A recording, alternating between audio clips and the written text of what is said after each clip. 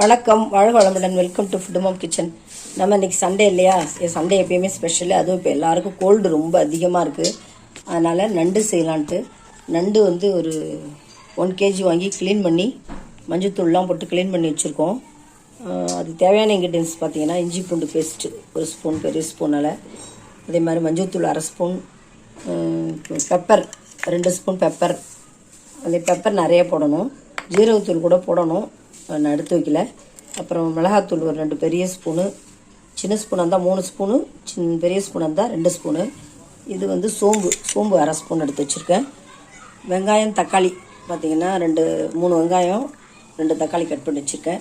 கருவேப்பிலை கொத்து போடுறதுக்கு இவ்வளோதாங்க. தேவையான அளவு சால்ட்டு போட்டுக்கணும். ஆயில் வச்சுட்டோம். நம்ம கடுகு போட்டு சோம்பும் அதில் போட்டுடலாம். பொரிஞ்சிச்சு, சோம்பும் போட்டோம். இல்லை, சோம்பு பொரிஞ்ச உடனே இதில் வந்து நம்ம வெங்காயம் தக்காளி ஆட் பண்ணிக்கலாம். கோல்டுக்கு நண்டு வந்து நான்வெஜ் சாப்பிட்றவங்களுக்குலாம் ரொம்ப நல்லது, நல்லா கேட்கும். வெஜ்ஜு சாப்பிட்றவங்களா இருந்தால் மருந்து குழம்பு வச்சு சாப்பிட்லாம். கற்பூரவள்ளி ரசம், தூதுவளை ரசம், கொள்ளு ரசம், இந்த மாதிரி ஒரு நாளைக்கு ஒரு ரசம் வச்சு சேர்த்துக்கலாம். அப்புறம் மிளகு, கடுகு, ஜீரகம், அரிசி திப்பிலி இதெல்லாம் வறுத்து பவுடராக நுணுக்கியும் நல்லெண்ணெயில் போட்டு இல்லை நெய் போட்டு சாப்பிட்லாம். இப்போ நம்ம வந்து நண்டு தொக்கு பண்ண போகிறோம். அதனால் இதெல்லாம் நல்லா வதக்கிக்கலாம்.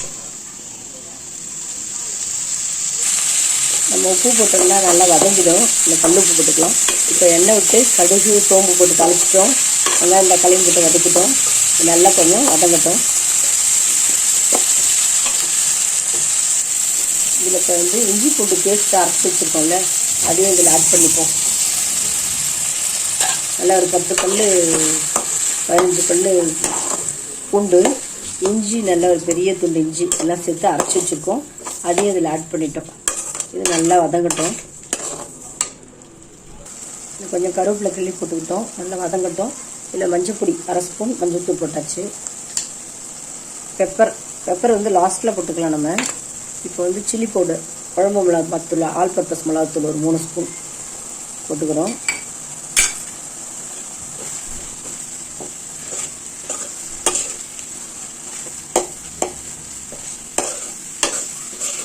நல்லா பரட்டி விட்டாச்சு. மேக்ஸிமம் நண்டு செய்யும்போது நல்லெண்ணெயில் செஞ்சால் ரொம்ப நல்லது. பெப்பர் அதிகமாக சேர்த்தாலும் நல்லதுங்க. இப்போ இதில் வந்து நம்ம வந்து நண்டு இதிலே போட்டுக்கலாம். நண்டு நல்லா வாஷ் பண்ணி நல்லா க்ளீன் பண்ணி வச்சுருக்கோம்.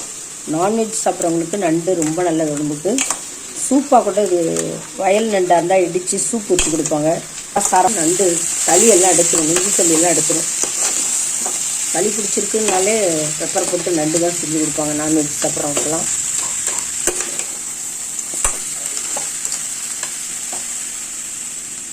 இப்போ நம்ம இதில் தேவையான அளவு தண்ணி ஊற்றிக்கலாம். நண்டு வேகணும் இல்லைங்களா? அதனால நல்லா தண்ணி முழுகிற அளவுக்கு தண்ணி ஊற்றிக்கலாம். நல்லா கொதித்து சுண்டி வேகட்டும். நல்லா தண்ணி ஊற்றிட்டோம். அடி பிடிக்காமல் நல்லா பரட்டி விட்டு நல்லா சுண்டி கொதித்து இது வந்தோடனே இந்த சாரம்லாம் அதில் இறங்கும். அந்த சூப் மாதிரி நண்டோட சூப்பெல்லாம் அதில் இறங்கும். நண்டும் வேகணும். அதனால் நம்ம தண்ணி வந்து முழுகிற அளவுக்கு நல்லா தண்ணி ஊற்றி நல்லா வேக வச்சிடலாம். நல்லா சுண்டட்டுங்க.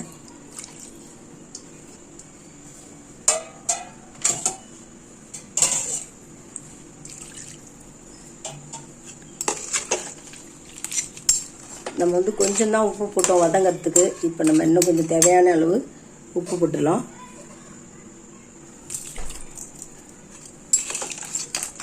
தேவையான அளவு உப்பு போட்டுட்டோம்.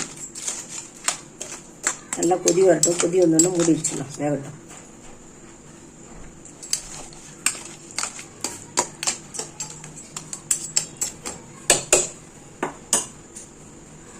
நல்ல கொதி வரலன்னா இதில் வந்து பார்த்திங்கன்னா கொஞ்சம் ஜீரகத்தூளும் பெப்பர் தூளும் ஆட் பண்ணிக்கலாம். பெப்பர் வந்து சளி எடுக்கும்ல, பெப்பர் ரொம்ப உடம்புக்கு நல்லது. நண்டில் வந்து பெப்பர் போட்டு செஞ்சால் இன்னும் ரொம்ப நல்லா ஹெல்த்தி. அதனால் பெப்பர் போட்டோம்.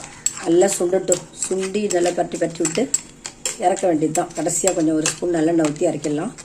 சூப்பராக நம்மளுடைய நண்டு கிரேவி எம்மியாக ரெடி ஆயிடுச்சு.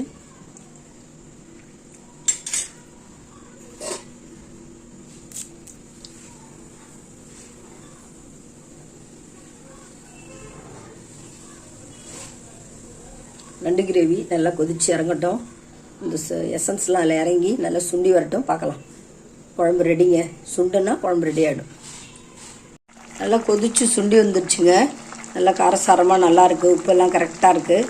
இதில் நம்ம கிரேவியாக வேணும்னு வச்சுக்கோங்களேன், குழம்பா வேணும்னா கொஞ்சம் தேங்காய் அரைச்சி ஊற்றலாம். இல்லை வேண்டாம் நம்ம காரசாரமாக அப்படியே பிசைஞ்சு சாப்பிட்லான்னா அப்படியே விட்டுடலாம். இது இன்னும் நல்லா கொஞ்சம் சுண்டுட்டும். தேங்காய் அரைச்சி ஊற்றினா கூட நல்ல டேஸ்டியாக இருக்கும். நிறைய பேருக்கு வரும். தேங்காய் அரைச்சி ஊற்றினா நிறைய பேர் இருக்காங்கன்னா தேங்காய் அரைச்சி ஊற்றிக்கலாம். இது வந்து காரசாரமாக பிசைஞ்சு சாப்பிடலாம். ரொம்ப சூப்பராக எம்மியாக இருக்கும். சளி போயிடும். நான்வெஜ் சாப்பிட்றவங்களுக்கு இதை விட நல்ல மருந்து வேறு எதுவுமே கிடையாதுங்க.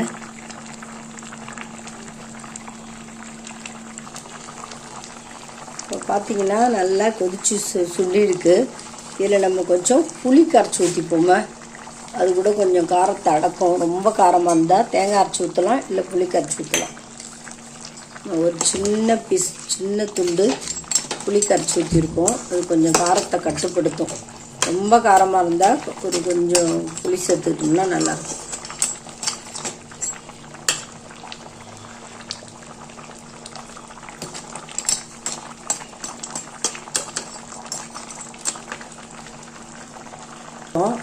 கொஞ்சம் புளி கரைச்சி சேர்த்துட்டோம். மேலே கொத்தமல்லியும் தூவிக்கலாம். கொஞ்சம் ரெடி ஆயிடுச்சு.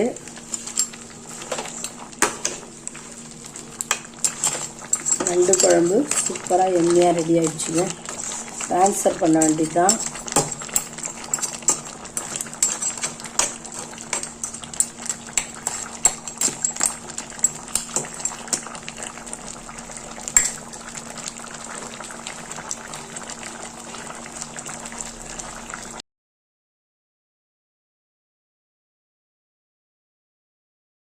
இப்போ நண்டு சூப்பராக ரெடி ஆகிடுச்சு. ட்ரான்ஸ்ஃபர் பண்ணிடலாங்க. நண்டு சூப்பராக எம்மியாக நண்டு கிரேவி நல்லா ரெடி ஆகிடுச்சு.